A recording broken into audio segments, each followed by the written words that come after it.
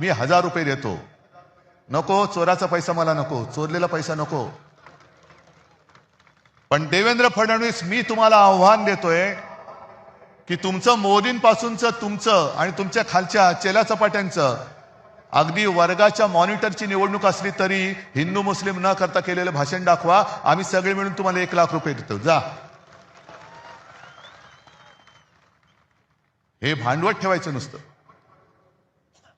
त्या संयुक्त महाराष्ट्राच्या लढ्यामध्ये अनेक जणांना तो लढा कसा झाला, कोणी केला माहिती पण नाहीये.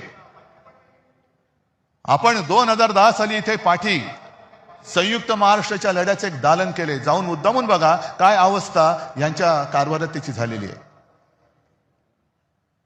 मी अभिमानाने सांगेन की ते दालन आपण उभं करू शकलो याचं कारण मुंबई महानगरपालिका आपल्याकडे होती.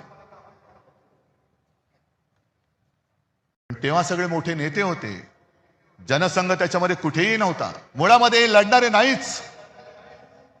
हे घरं पेटून पोळ्या भाजवणार आहेत, आगी लावायच्या, आपलीच माणसं आपल्यावरती सोडायची. रक्तपात झाला तर आपल्यामध्ये होईल, पण ते तिकडे पोळ्या भाजणार. जनसंघ कुठेही नव्हता. पण जनसंघ केव्हा घुसला मध्ये? संयुक्त महाराष्ट्र समिती जी माझ्या आजोबाने आणि सगळ्यांनी मिळून स्थापन केली होती. सगळे पक्ष हे एकत्र आले.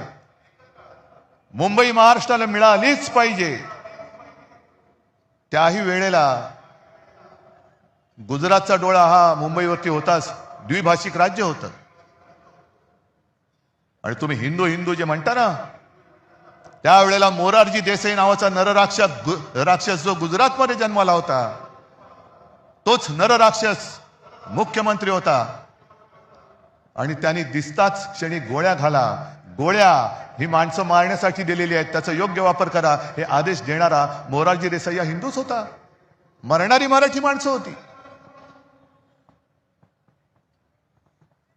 पण एक गोष्ट तुम्हाला मुद्दामून सांगतो की जनसंघ त्याच्यामध्ये कुठेही, म्हणजे गोळीला तुम्ही, पोळीला आम्ही. पण त्या सगळ्या लढ्यामध्ये अण्णाभाऊ साठे होते.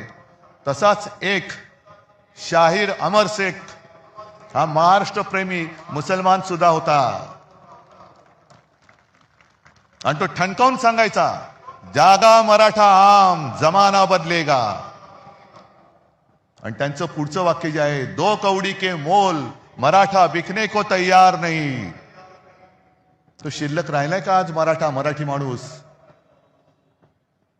2 कौडी के मोल मराठा बिकने को तैयार नहीं हे छाती ठोकपणे